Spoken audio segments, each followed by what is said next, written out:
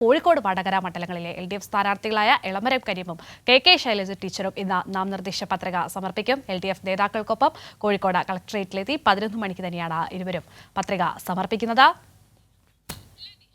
AK Latheesh ഉണ്ട് കോഴിക്കോട് നിന്നും കൂടുതൽ വിശദാംശങ്ങളുമായി. Latheesh, good morning. രണ്ട് സ്ഥാനാർത്ഥികളും ഇന്ന് നാമനിർദ്ദേശ പത്രിക സമർപ്പിക്കുകയാണ്. പ്രകടനമായി തന്നെ എത്തിയായിരിക്കും അല്ലേ എന്തായാലും പത്രിക സമർപ്പിക്കുക. ശൈലജ ടീച്ചറൊക്കെ പര്യടനത്തിന് ഇറങ്ങുമ്പോൾ അല്ലെങ്കിൽ വോട്ട് തേടി ഇറങ്ങുമ്പോൾ ഒരു വലിയൊരു ജനപിന്തുണ ടീച്ചർക്ക് ചുറ്റും തന്നെ കാണാൻ സാധിക്കും. ഇന്നും അതൊക്കെ തന്നെ ഉണ്ടാകുമല്ലോ.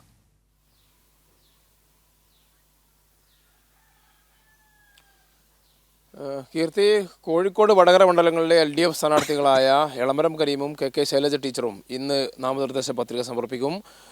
കോഴിക്കോട് കളക്ടറേറ്റിലെത്തിയാണ് ഇരുവരും 11 മണിയോടുകൂടി നാമനിർദ്ദേശ പത്രിക സമർപ്പിക്കുക. എളമരം കരീം കോഴിക്കോട് ജില്ലാ കളക്ടർ മുമ്പാകെയും ശൈലജ ടീച്ചർ ADM മുമ്പാകെയുമാണ് നാമനിർദ്ദേശ പത്രിക സമർപ്പിക്കുക.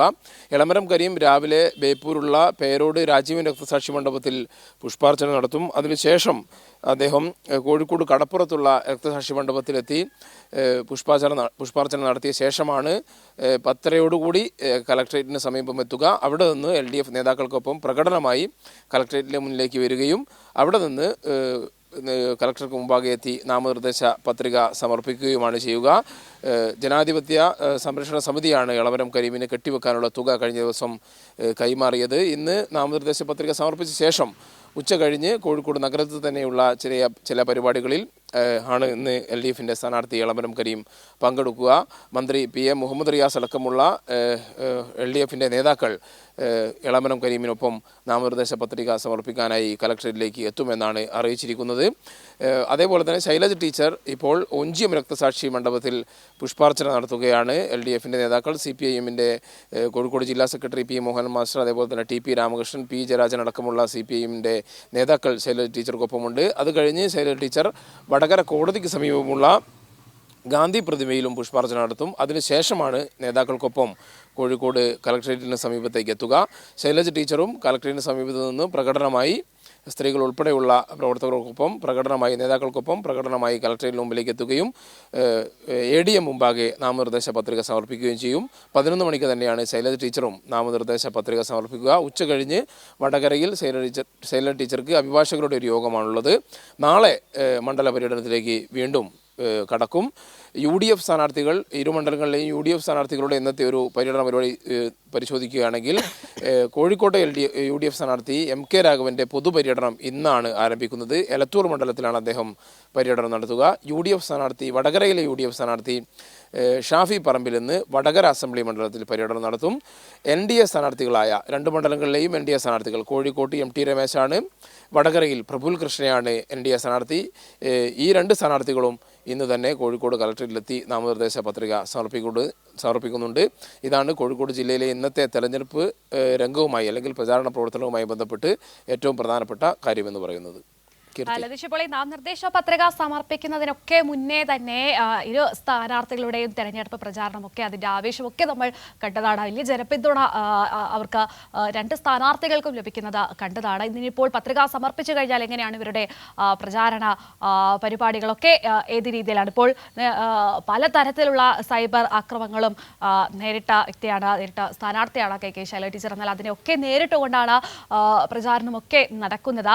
ഇനിയിപ്പോൾ പത്രിക കൂടി സമർപ്പിച്ചു കഴിഞ്ഞാലുള്ള പ്രചാരണ പരിപാടികൾ ഇനി ഏത് രീതിയിൽ, ഇപ്പോൾ അതിന്റെ അവസാന ഘട്ടത്തിലേക്കൊക്കെ എത്താറാകുന്നു, ഏതൊക്കെ രീതിയിലുള്ള പ്രചാരണമാണ് ഇനി ഉദ്ദേശിക്കുന്നത്?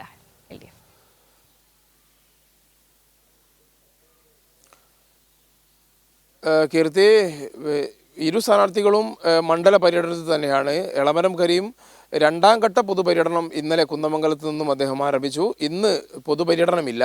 എന്നാൽ നാമനിർദ്ദേശ പത്രിക സമർപ്പിച്ച ശേഷം അദ്ദേഹം കോഴിക്കോട് നഗരത്തിൽ തന്നെയുള്ള വ്യവസായികളുമായി ഒരു കൂടിക്കാഴ്ചയുണ്ട്. ആ നിലയിലുള്ള പൊതുപരിപാടികളാണ് ഇന്ന് എളമരം കരീമിനുള്ളത്. നാളെ മുതൽ വീണ്ടും പൊതുപര്യടനത്തിലേക്ക് കടക്കും.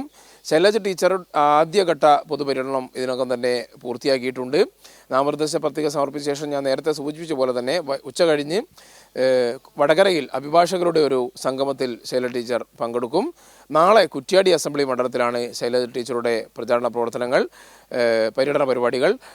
ഇന്നലെ ശൈലജ ടീച്ചറുടെ പ്രചാരണ പ്രവർത്തനങ്ങൾക്കായി CPIM സംസ്ഥാന സെക്രട്ടറി MV ഗോവിന്ദൻ മാസ്റ്റർ മണ്ഡലത്തിലെത്തിയിരുന്നു. നാദാപുരം മണ്ഡലത്തിലും അതേപോലെ തന്നെ കൂത്തുപറമ്പിലും അദ്ദേഹം ഉച്ച കഴിഞ്ഞ് ഇന്നലെ പൊതു റാലികളിൽ സംസാരിച്ചു. വലിയ ആൾക്കൂട്ടമാണ് റാലികളിൽ ദൃശ്യമായത്. ശൈലജ ടീച്ചറുടെ പ്രചാരണ പ്രവർത്തനത്തിലും ടീച്ചർക്ക് വലിയ സ്വീകാര്യതയാണ് മണ്ഡലത്തിൽ ആകെ തന്നെ ലഭിക്കുന്നത്.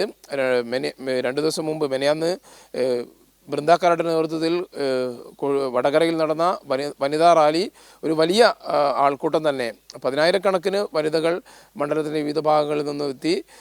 വടകരയിലെ വനിതകൾ ടീച്ചർക്കൊപ്പം എന്ന ഹാഷ്ടാഗോടുകൂടി ആ നിലയിലുള്ള വലിയ പ്രചാരണ പ്രവർത്തനങ്ങളാണ് ശൈലജ ടീച്ചറുടെ തെരഞ്ഞെടുപ്പ് പ്രചരണവുമായി ബന്ധപ്പെട്ട് അവിടെ മണ്ഡലം കമ്മിറ്റി ആസൂത്രണം ചെയ്തിരിക്കുന്നത്. വിഷു കഴിഞ്ഞ ശേഷമാണ് ഇനിയിപ്പോൾ മുഖ്യമന്ത്രിയുടെ പര്യടനം ഈ 2 മണ്ഡലങ്ങളിലും ഇരു സ്ഥാനാർത്ഥികൾക്കുമായി വരുന്നത്.